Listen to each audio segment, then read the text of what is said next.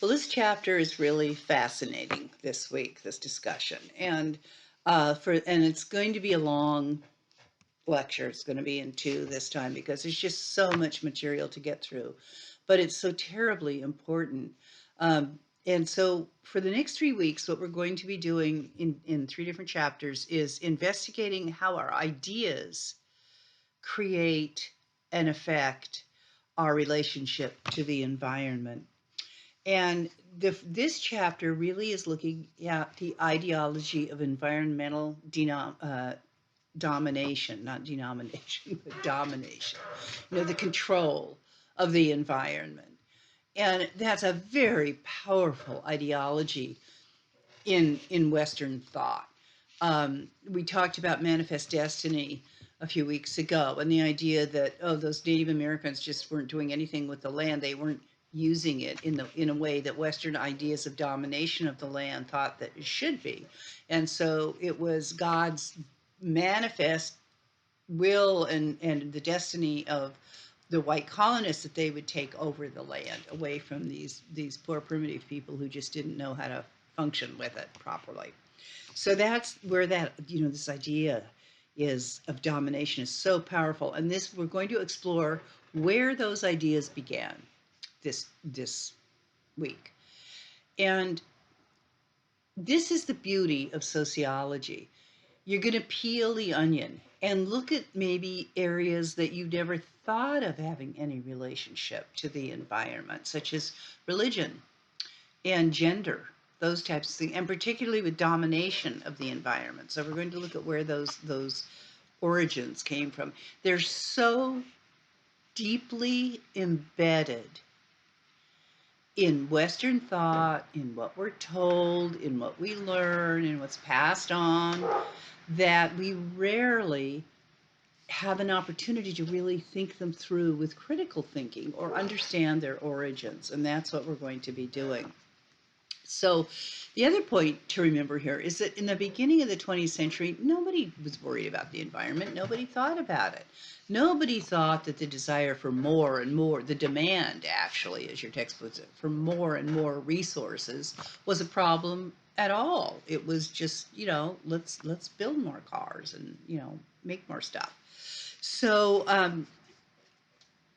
and the examples of that are some of the titles of some of the articles in National Geographic that they refer to. I just love them. So, synthetic products, chemists make a new world. Think about today how we would think about these titles of articles.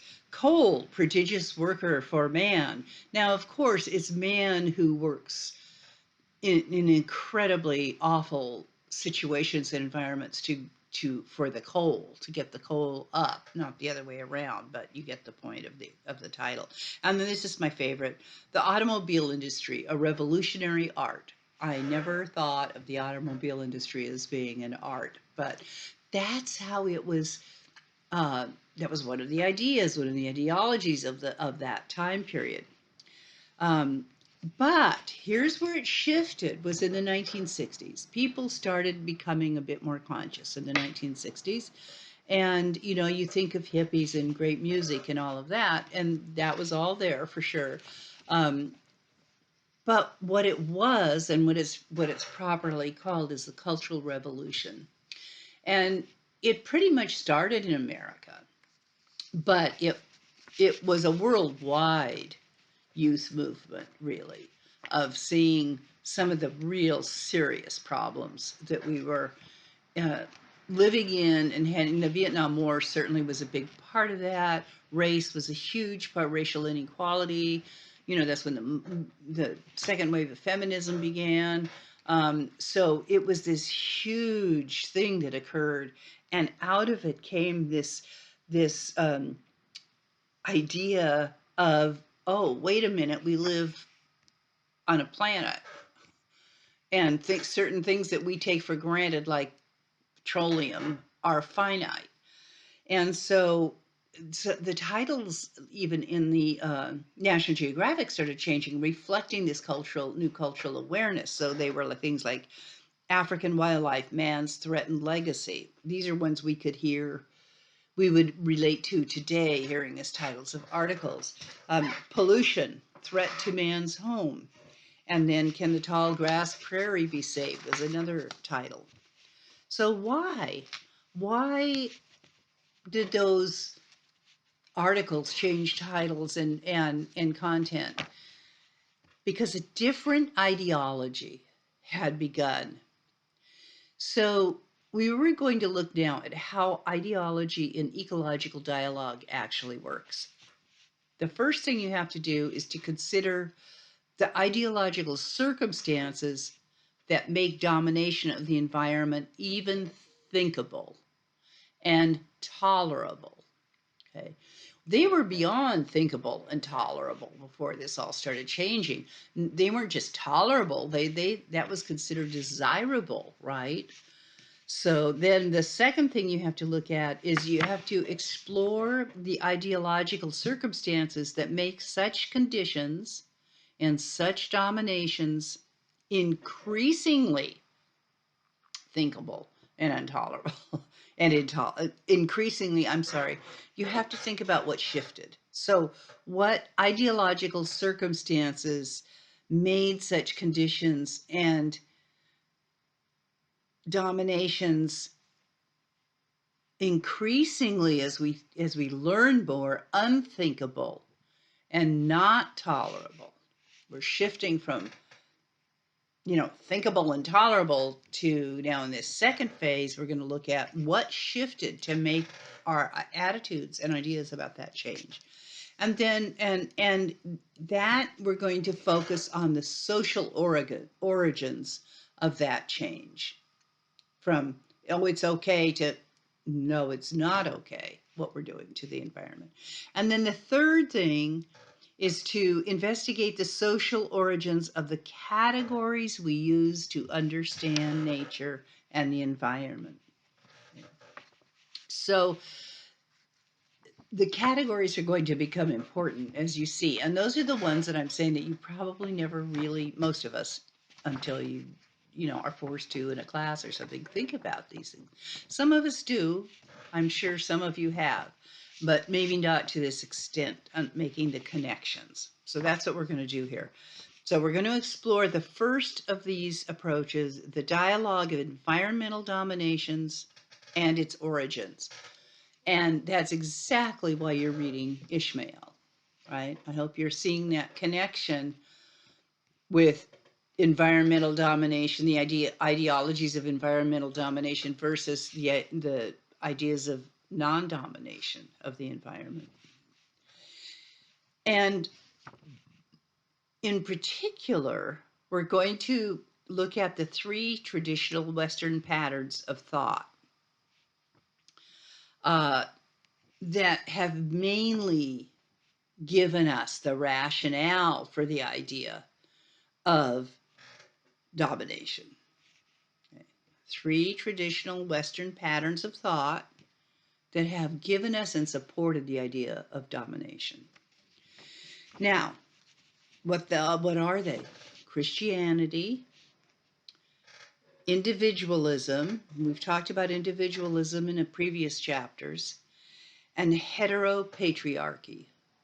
We'll talk about heteropatriarchy and define that word in a bit, but maybe we should do it right now too. Hetero means different. Patriarchy is the rule of the father, technically in Greek, but it's rule of the male. So this is rule of basically a heterosexual male when they're referring to heteropatriarchy. Now, those three ideas, Christianity, individualism, and heteropatriarchy, are not exclusively Western, but they're very predominant in Western thought, and very prevalent. And that may be, we're going to explore this, that may be what accounts for the major role the Western institutions and systems like the economy and politics, etc., have played in the Industrial Revolution and the transformation of the earth. Because, as you'll see, it was predominantly Protestant Western countries that created the Industrial Revolution. So all three of those ideologies, Christianity, individualism, heteropatriarchy, have a close connection, as you, I think, can see if you think about this, with the ideas of hierarchy and inequality, which suggests that there's some kind of connection between environmental domination and social domination. Heteropatriarchy is, the domination of primarily women around, in a patriarchal society, and the, individualism with people becoming extremely wealthy and dominating others and that type of, the goal to, get as much wealth as you can and hoard it and keep it. That's domination. And we're going to look at Christianity shortly and see where some of the origins of the idea of domination come from there. So that's what we're going to do right now, is look at Christianity and environmental domination. If you look at the film, I really hope you'll watch Gods of Our Fathers, The Origins of Patriarchy. I know it's 15 minutes classroom length film. You can stop it and start it. It's so worth seeing. It'll just be so many aha moments for you, I think, watching that. Certainly the Goddess Remembered is another one, but there's another place where that may be a little bit more important. And I wrote some notes about those films as you go to them and see. And then I put up, it's a file at the bottom of the films, because you can't just upload images directly into the class. It has to be a file of what's called the Great Chain of Being. And the Great Chain of Being is the medieval idea of how the whole system worked. And then you'll see it's a written graphic, God at the top. It's often depicted in a triangle.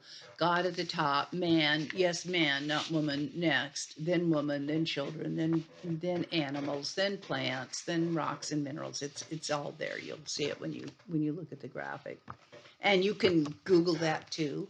And you'll see many different, what am I trying to say, graphics that show that. So a common explanation of the urge to transform the earth is the rise of the industrial economy, right? But how did we get to the industrial? And that's true. That's true. It was the rise of the industrial economy that really shifted stuff to a great into using up Earth's resources at such a rate that it was no longer viable. Okay, but where did the industrial economy come from? Well, once again, we're peeling the onion here, which sociologists love to do. Ideas of work, leisure, social status are as much of as the economy as the actual dollars are in an economy. And they are, those ideas, how we think about work, how we think about social status, how we think about leisure, etc. Those are a major part of the economic system, because it's why we work, what kind of work we do, how much money we want to make, etc., are from those ideas. So put another way, what makes everyone in the industrial world so industrious? Why do we work so damn hard, right? I mean, you learned about foragers / hunter-gatherers. We work harder and more hours than any human beings ever have on the earth. It's just crazy. So, we often have to work harder every year just to stay afloat, don't we? Economically. And the expectations. Remember how I told you that in France, it's illegal to call people. It's against the law to call people when they're on vacation on their cell phones from work, a work call, not a personal call, obviously. I have read so many articles about Americans who work their whole vacation, even though they're in the Caribbean or something, because they're doing it online, or they're getting calls, or there's a crisis, or whatever. So I love this is directly from the text, but I think it's such a great question. Why didn't we decide a long time ago to slow down? This is what part of the 60s cultural revolution was about, by the way. So here's the question. Why didn't we decide a long time ago to slow down, even lie down, as your book says, and give each other more space to enjoy our time on Earth? Now, other countries are better at doing this than we are. Uh, Latin countries, in particular, Italy and other Latin countries, have a siesta every day. So when we were in Italy, it was just wonderful. Everything shuts down for 2 to 3 hours from lunch on till about 3. Okay? You go home. Everybody goes home for lunch. You have the shops all closed. You have a big lunch with your family. The same with kids at school. I used to see the nanas and the nanas and the nanos, grandparents waiting for the kids at school, or often it was grandpa because grandma was cooking because mom and dad might work, but everybody came home for lunch. And then everybody took a siesta. And then about 3 o'clock, everybody gets up again. The shops reopen. You have dinner late. Um, there's always almost always wine with lunch in Italy. At least that was my experience. And, it's just chill. It really is. So even though you work during the day, you have this break where you're with family, you share food. You're not grabbing a crappy burger in a drive-through somewhere and wolfing it down, that type of thing. And I showed you why this country is, or the French clip from Sicko and the amount of vacation time, and that type of thing. We don't do that, do we? And they're limiting a lot of those things, or attempting to, in countries like France, those benefits that people have. Well, the answer, according to the textbook and most sociologists, is that enough of us have convinced ourselves that it would be wrong. It's almost morally wrong, almost sinful to work less. And then, of course, many of us have no choice as well. But when you get to, if you've taken just a general sociology class previously, you might remember Max Weber, great sociologist, and his work called The Protestant Ethic and the Spirit of Capitalism. And Weber basically said it was Christianity, and especially Protestant Christianity, and then peeling in, especially Calvinism, which I'll explain to you in a little bit, that is the underlying cause of this. Well, listen to the title, The Protestant Ethic, and today we call it the Protestant Work Ethic.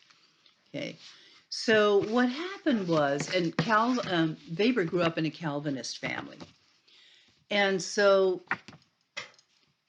well, let's go through it the way your book does so you don't get confused. I was going to start with predestination, but we'll get to that in a minute. So early Protestantism created a lot of anxiety, moral anxiety in their followers.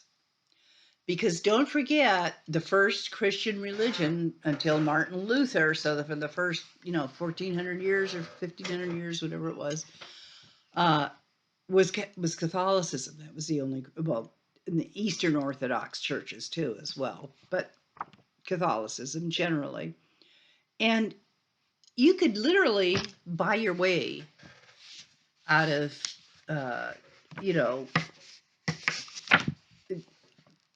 bad things that happened to you after you died. Okay, purgatory, right? You could pay the priest, they'd say masses for, your dead relative, and the more you paid the priest and the more masses that he said, and it was always a he, the sooner they'd get out of purgatory. And so there was a way. You could also have a deathbed confession that bailed you out, and you were in your final absolution. Don't forget, there was also confession you could go to, every week before you took communion. So there were lots of escape valves, right? And that's one of the things that was one of the main things that made Martin Luther so angry and that he rebelled against when he put up his theses, nailed it to the door of the cathedral in Wittenberg. He was a Catholic priest, and he saw that as so corrupt, which it was, of course, the indulgences, paying to get out of paying to get your sins absolved either before or after death, basically with indulgences. But what happened when those indulgences went away was suddenly, man, it was on you, right? It was on you, whether you sinned or whether you didn't, and whether you went to heaven or whether you went to hell, whether you were one of the elect or elite, because you can't buy your way out of heaven, out of hell anymore, into heaven, and that created more anxiety. Now, adding to that, and this is where I was going to go first with this, is Calvinism in particular, but there were other Protestant denominations also had the idea of predestination. Think about that word, before, destined. So the idea with predestination is you are destined when you are born to either go to heaven or hell, your soul. Okay? And if you're predestined, that means there's not a heck of a lot you can do about it, right? So you can imagine how much anxiety that created among people. So one of the ways that people could determine if they or others were bad people, bad souls, and were going to go to hell regardless of what they did, was how well they did on earth. Were they successful, right? That type of thing. Did they, and then here's where the Protestant work ethic came in. Did they work hard, et cetera, et cetera? This was the origins of capitalism, by the way. Okay. So if you worked hard, you probably did accumulate wealth, especially if you had a business of your own, right? But you couldn't display it in conspicuous consumption that became popular, in modern times. You would, because you were making all this money because you were working so damn hard, you could have a nice house, and you could have a nice carriage, and you could have sort of nice clothes, but nothing fancy, not a lot of jewelry. Think about the Puritans. Think about that term, the Puritans. I don't know if with your age you did this in grammar school, but certainly by grammar school when I was a little girl, often on Thanksgiving, we'd kind of put on Puritan outfits in a sense, but they were made out of colored paper and stuff. Do you remember the collars? Any of those? The hat? What color were they all? They were black and white, right? There was nothing fancy. There was nothing elegant. There was nothing charming about any of that. And that was what Puritanism was. You never had any display of yourself or your being or showing off in any way. But if you're making a lot of money and you can't show off, you save it, but also, and this is the beginnings of capitalism, you reinvest that money in your business, and then or your farm or whatever, and then it grows, it makes even more money, right? So there was this accumulation of wealth going on at this time of early Protestantism. But by the way, as your book points out, the research shows that there is no firm correlation between hard work and wealth, particularly in the modern world. Who works the hardest in any business? The people in the lowest pay scale, right? Do you think CEOs work hard? No. They go to 3 martini lunches and schmooze with people. That's their job. They sit on boards of each other. They're not working physically hard or very long hours or anything of that nature, right? So that correlation between very hard work and success may have been true in, medieval Renaissance times and up through a period of time, but it's certainly not true anymore. And that's why there's not really any correlation between hard work and wealth. Think about coal miners, as your text points out, factory workers, agricultural workers, nursing assistants. The hardest work in the modern capitalist society is usually the lowest paid. So, going back to early Protestantism, what happened was, and you're told this over and over and over too, is that people came to accept the idea that those who worked harder deserved to get more material things and to gain respect. Well, what's the corollary belief to that? That if you're not doing well, right, the corollary belief is that everyone who isn't making it is lazy and deserves their fate. So, ipso facto, the Protestant work ethic, and that's where that came from.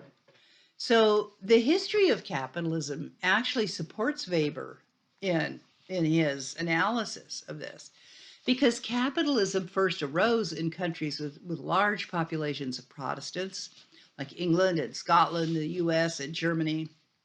In Europe today, 8 of the 11 wealthiest countries with a population of 1 million or more have a sizable number of Protestants, and the poorest European countries have comparatively few Protestants. They're typically Catholic countries. There's some exceptions there, because Austria, Belgium, and France are fairly well off, and they're predominantly Catholic countries. So you always have to look at these. It's never black and white. It's never either or.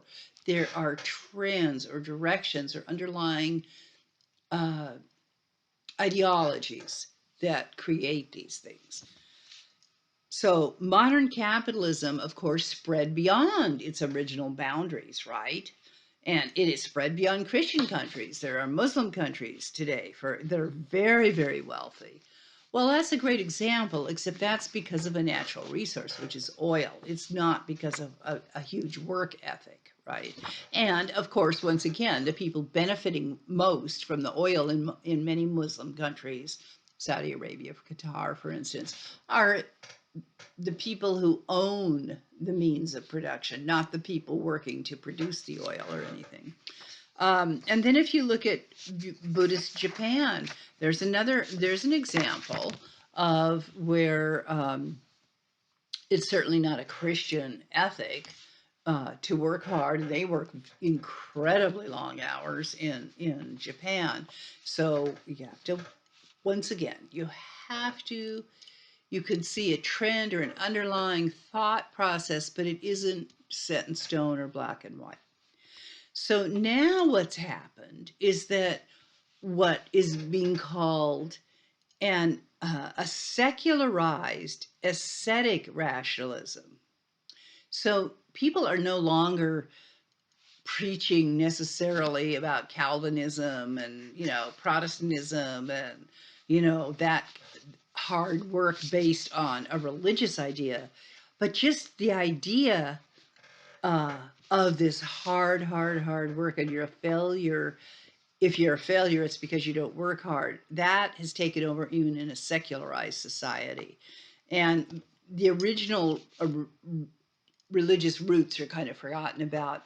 And what that idea has become, as Weber said, is what he calls an iron cage. And here's his quote. It's a great quote. This is Max Weber's quote. "The order is now bound to the technical and economic conditions of machine production, which today think about that word, determine the lives of all the individuals who are born into this mechanism. Perhaps it will so determine them until the last ton of fossilized fuel is burned." Well, we're getting there, aren't we? And it's so funny how your book phrased this. We're all Calvinists now, aren't we, whether we're religious or not? Because we're caught on this economic treadmill of no work and no play, of competing with each other without knowing how to exit, to get off the treadmill or get out of the hamster wheel that we're on, that type of thing.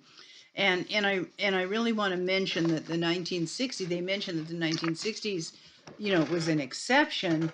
And part of that was a lot of it was young men saying, I don't want to be like my father. I think I mentioned this in another lecture. I don't want to, commute to the city from the suburbs on the train or by car, and, which adds an hour each way, and work all day and come home and, you know, never have any time with my family and, that type of thing. Just work, work, work, work, work at a job I don't like generally for most of the people.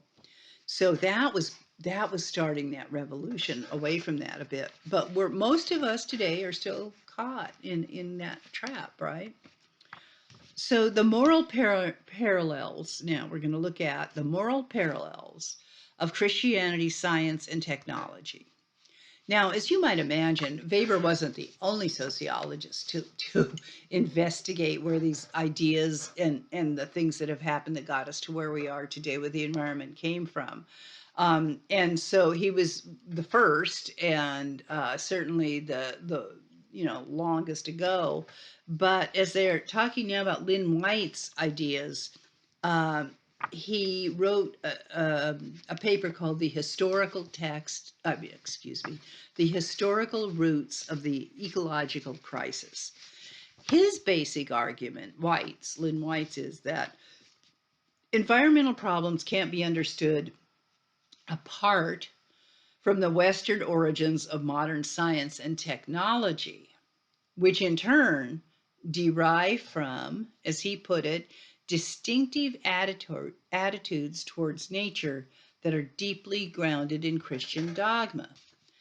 So, i.e., not only does the economy of the West have religious origins, according to White, but so does Western science and technology. We're going to look at this here now in more detail.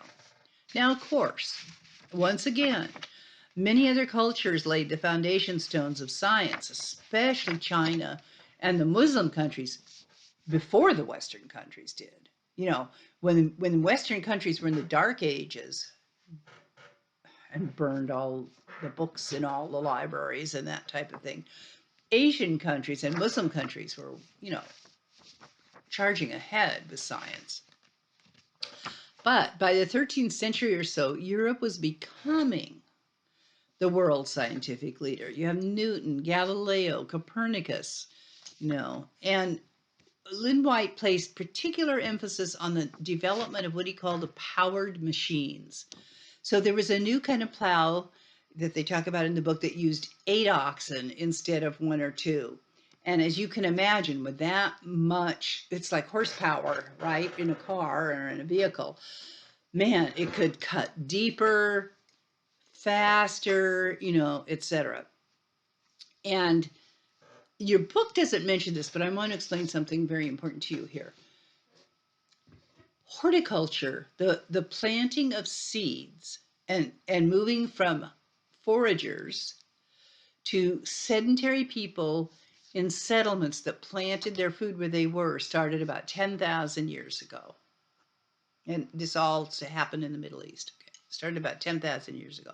For 5,000 years, approximately, that's how people planted, by hand. And women did most of the planting and a lot of the harvesting and all that, as you learned last week, or this week. So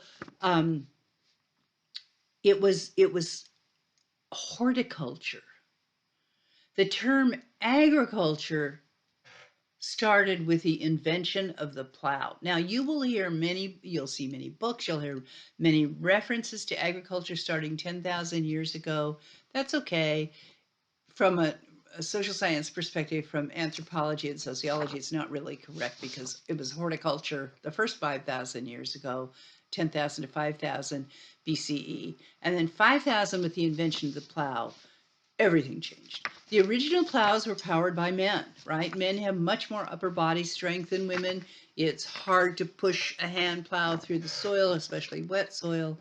But so that was the energy with the plow regime. Pretty soon somebody figured out, I can hook up an oxen or a horse or, whatever. Goats were too small, but you get the point. So there have been doctoral dissertations literally written on what the invention of the plow did to human society. And many social scientists say that was the worst, that was the beginning of the end. That was what changed everything because it made so much surplus that that's what started highly stratified societies and that type of thing. So anyway, I just wanted to throw that in there so you understood. So what they're in the in the medieval days, the beginning of the Renaissance, there were already plows, but there weren't plows powered by 8 oxen. And so what Lynn White said, that was an essentially powered machine, just like the horsepower analogy. And to quote White, he said, man's relation to the soil was profoundly changed. Formerly, man had been part of nature. Now he was the exploiter of nature. Well, as I just pointed out, that had already happened to a much smaller degree 4,500 years earlier, but now it really escalated, this exploitation of nature with the powered machine plow of the 8 oxen. So why did the change occur? Who invented, a plow that dug deeper and required 8 oxen to pull it? Why did that happen? Because it occurred in such a very specific region, Western Europe, and included both farmers who couldn't read, were completely illiterate, and scientific intellectuals. Therefore, its origins must be in a broad intellectual trend. This is White's thesis. According to White, this is why this 8 oxen plow was invented. And the trend, according to him, was one of the great intellectual revolutions of the Western tradition, the Christian ethic. At roughly the same time this happened, they were also, I love your book calls it giving up paganism. Very few people willingly, quote, gave it up. They were, there were witch burnings called the Women's Genocide went on for hundreds of years all over Europe in public squares. If you continue on with the 3 films in the Goddess Remembered series, I didn't put them up, but I told you how to get to them on YouTube. The second film is called The Burning Times, and you will see the whole story of what happened. So people were, according to your text, giving up paganism for Christianity. They were forcefully forced to give it up. Well, why does that matter? Because the pagan world, and that's why I put up The Goddess Remembered for you, the film, it's full of spirits. Nature is alive, and it's cyclical. What goes around comes around, as you'll see. So it's not linear. It's an ongoing cycle that never ends. What dies goes into the soil and is reborn as a tree, for instance. Just a small example. And people, pre-Christian people, got that. They believed that. And therefore they lived that way. They honored the earth. They honored the animals. They honored the things that grew on the earth. Native Americans, certainly the Plains tribes, were great hunters, but they always thanked the deer or the buffalo for sacrificing themselves so that they and their people could live. Native Americans don't pick plants without saying a prayer or leaving a little gift of tobacco to Mother Earth on the ground for what they're taking. It's a very different, I'm giving you these examples so you can see what a completely different and alien way of thinking, having a spiritual relationship with the earth as pagans did, is. Early Christianity, on the other hand, building on Judaism, of course, saw time as linear. You're born, you die, that's it. You go somewhere else, and everything else too. And non-repeating. So not cyclical, non-repeating. Okay. Um, Also, I just have to go back to repeating a minute. Think about the solar system. Think about the repetition of the moon going from dark to to full, to waxing and waning, and how the planets, it's an on the tides. They're circular, they're ongoing, they're not linear. They're repeating, okay? But early Christianity, on the other hand, of course, building on Judaism, saw time as linear, non repeating, the environment as dead and inanimate. And here's the biggest part, separate from people. I ask you to look at that graphic of the great chain of being again, and you'll see how separate the earth is from people in that hierarchy that is listed of God down to the earth. So Christian doctrine, and many of you I'm sure are familiar with these passages, taught that God gave the world to human beings to exploit, to change, and to recreate, much as God could do, which is the rationale for man being made in God's image. So changing nature was no longer a sacrilege as it had been in, I hate that term pagan, but I don't know what else to call it right now so that you'll all understand. By the way, what the word pagan means is people who live in the country. That's the origins of it in Latin. When we were in Italy, we were driving through the countryside from one city out to the coast. And we came on a little town and we stopped and we had coffee in the park. And I looked at the name of the town on the gates to the town, and it was Paganico, which is pagan in Italian. And I realized, oh, this place was really in the boonies when when it was named. Because the reason is that pagan got associated with earth spirituality is because the first conversions to Christianity and all of that happened in cities because you could hide out in the country, right? So the last people to be converted to Christianity, once all the female healers and medicine women were burned at the stake, were country people. So I just have to say that because I don't like the term pagan. The implications that it has in our culture are very negative and strange. Anyway, so back to changing nature with the onset and the expansion of Christianity in Western Europe was no longer a sacrilege. All the main Abrahamic religions, which includes Christianity, Islam, and Judaism, they're all come from Abraham, interpreted that it was God's will that we do so, that we change nature, that we deal with it in a way. Genesis 1:26, quote, God said, let us make man in our image, after our likeness, and let them have dominion over the fish of the sea, and over the fowl of the air, and over the cattle, and over the earth, and over every creeping thing that creepeth upon the earth. So the word dominion is in there. So giving humans, quote, dominion gave moral license to change the world in a way that humans preferred it or saw it. But there is a greener side of Christianity, okay? So you cannot say that Christianity definitely promotes science and technological progress and capitalism at the expense of the environment.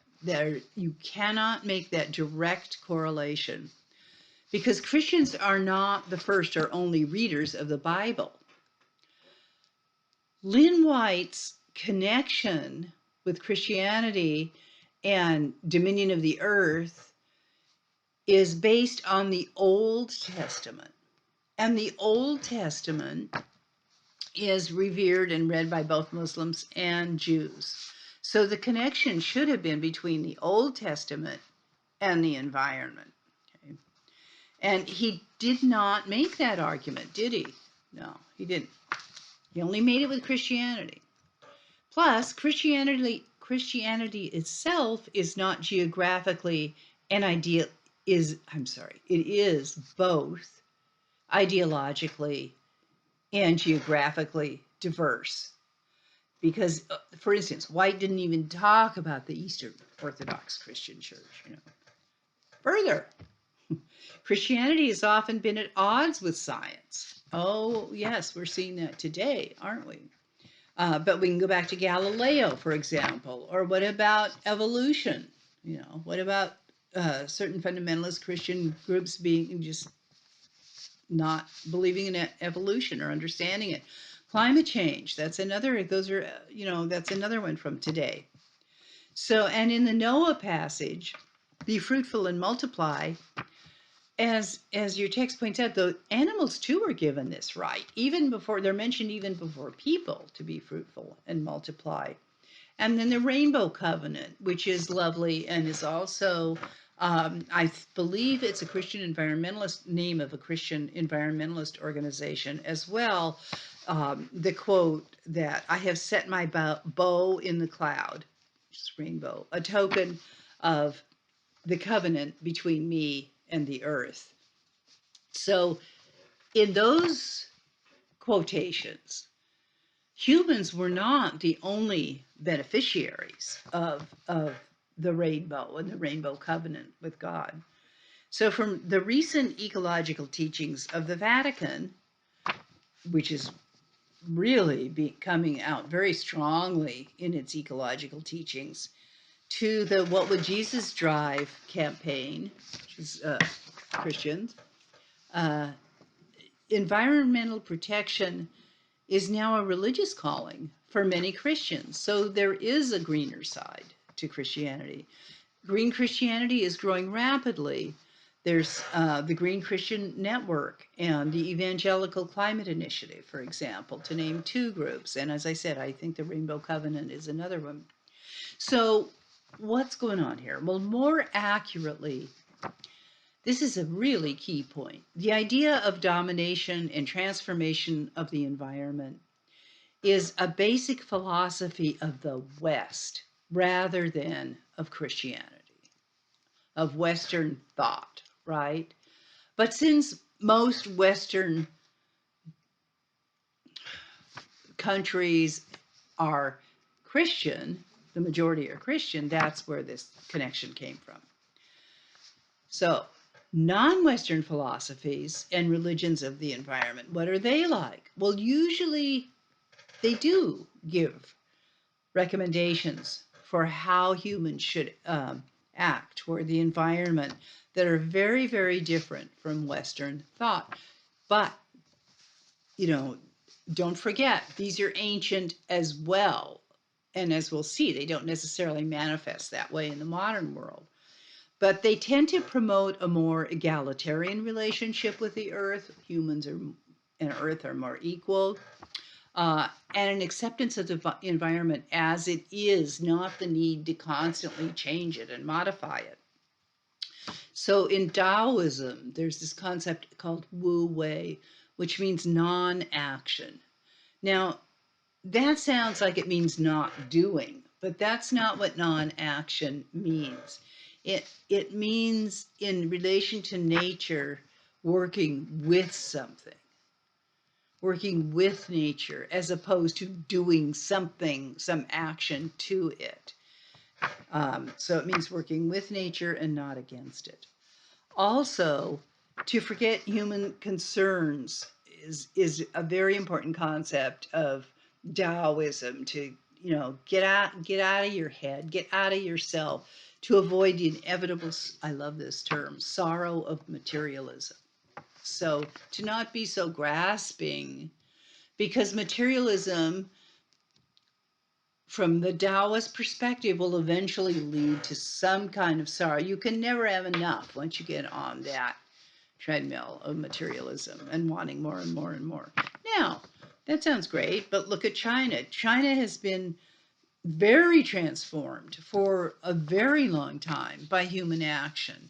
Some of it very beautiful. If you think of Chinese gardens, they're just gorgeous, and they work with, with the land, with nature. On the other hand, and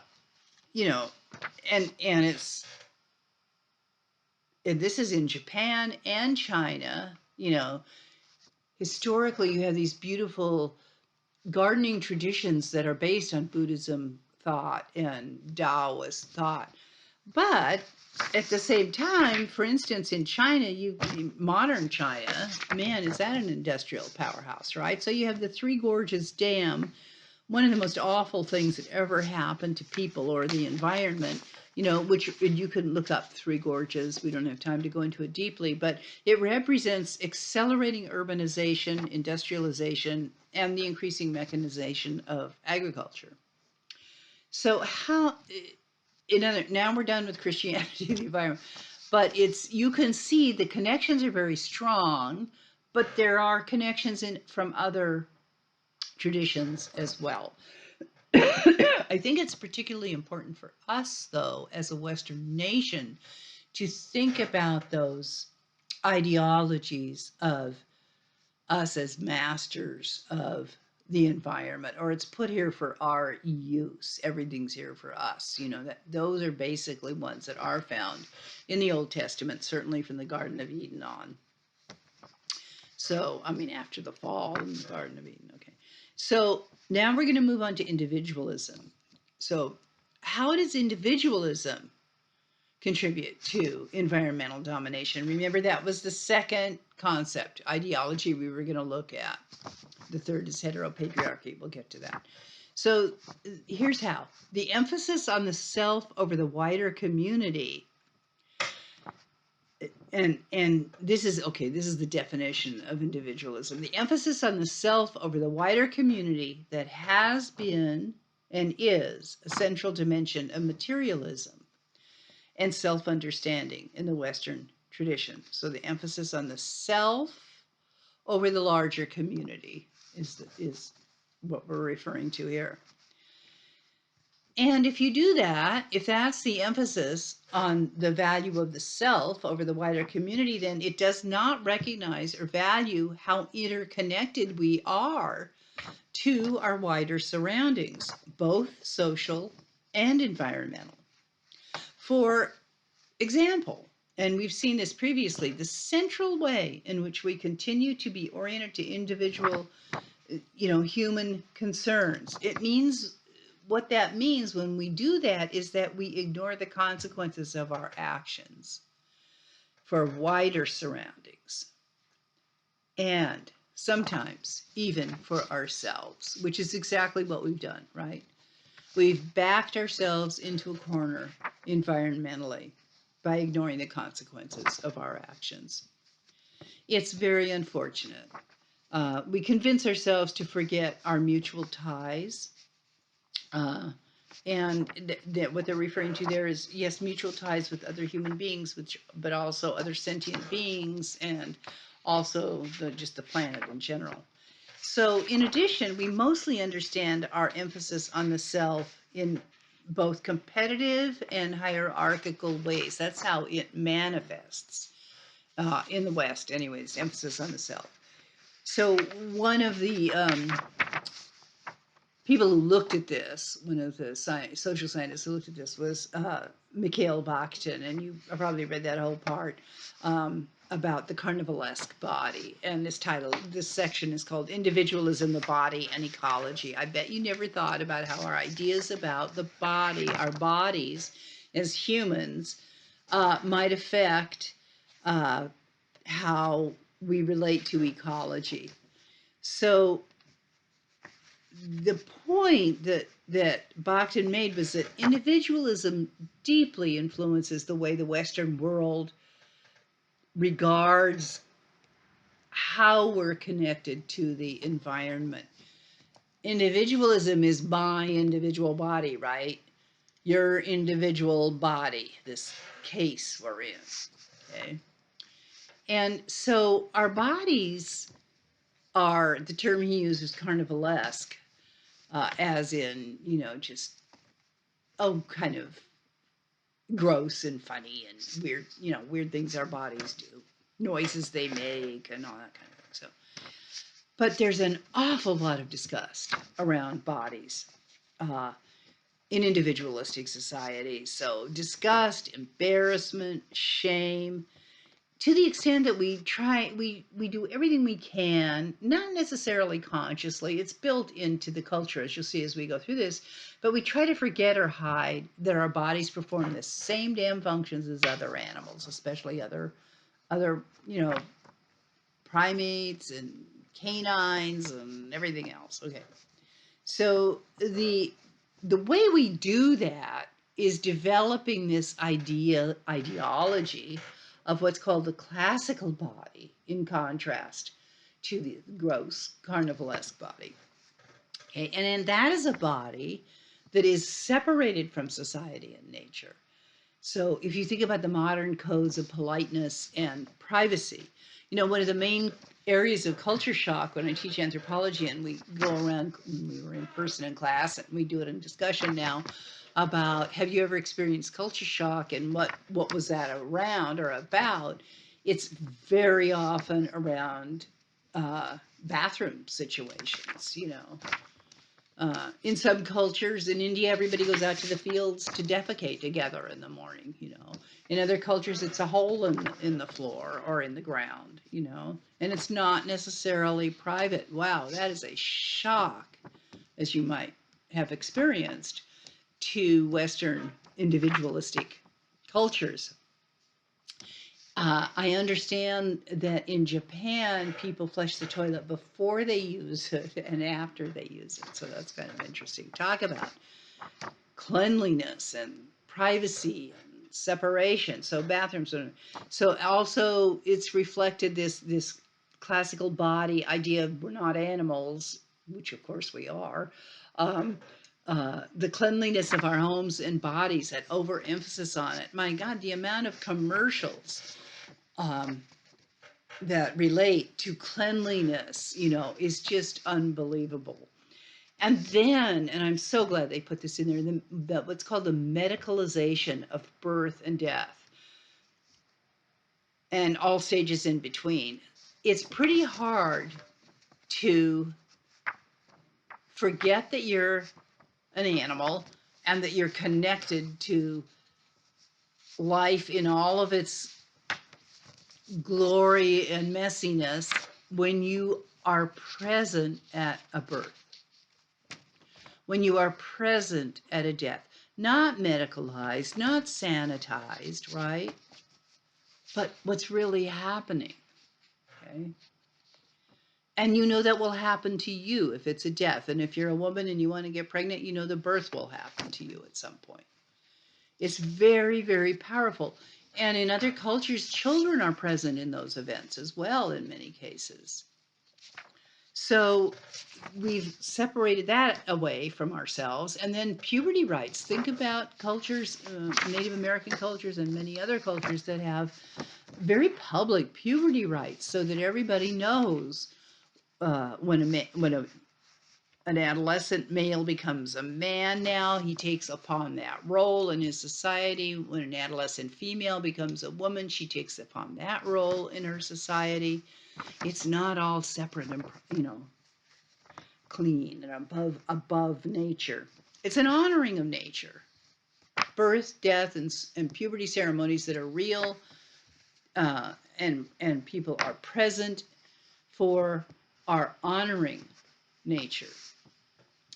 So our body, and a kind of asceticism, like we go back to the early Protestantism and Calvinism, in the denial of bodily existence, is really, really powerful. And once again, just pay attention to how many commercials are about cleaning products and soaps and shampoos and all of that. So our bodies, for social distinction, are intimately connected to distance, the distance of our bodies from the earth and from ecological realities like birth, death, and puberty. We cannot admit that we are connected to the earth, many of us, because that's how our culture socialized us, to not be able to admit that. So then how do you balance the ecological self and the ecological community? Well, one of the things is to be kind of cautious about seeing the rise of the classical conception of the body and its implication of separation as a purely Western phenomena. And this is a really important point because that separation and that separation from nature of that classical body really is a characteristic of elites all over the world. You know, ancient China, ancient Japan, places like that. So we need to kind of balance that classical and carnivalesque understanding that we're part of social ecology, that we're both, right? We're both animalistic and we're also probably more intellectual and aware than of certain things than many of our animal buddies, right? But we're both. So thanks to the social movements of the 1960s, we're no longer so ashamed to speak of the body. And, you know, if you think about hippie culture, I'm going to go back to that in a moment, but the women's movement, I told you the second wave of feminism came out of that. The LGBTQ movement came out of that, Black agrarianism, that all emphasized the importance of being open about the body, its needs, and its functions. So when now they're going to talk about hippies, it was a more natural body style. Men became beautiful. It was the most fascinating thing to watch as young men blossomed. You know, the long hair, great clothes. You know, they were interested in clothes. They were beautiful. All of us women made stuff for the men. You know, our men or the men we were with. You know, shirts and vests, and it was a blossoming of that more natural body style.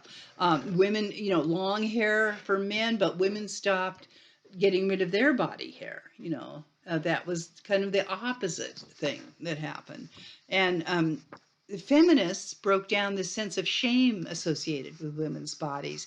The first book about that was called Our Bodies Ourselves, and you can still, it's been reprinted since then. It's around. It's a wonderful book where women could learn about their bodies in ways that weren't, you know, that were open and accurate and not shaming. And then LGBTQ community questioned how people understand gender, which we're going to get to here soon. So all of those changes that happened in the 60s, it was, as I said, it was a cultural revolution, suggest a connection between environmental awareness, because that's when the environmental movement started too, and body awareness. So you see the connection they're making there between the rise of body awareness and getting more real about our bodies in the 60s and the rise of the environmental movement. It was no accident that the 1960s was the renewal of the environmental movement and that other movement. I'm going to stop this video and start the second one now.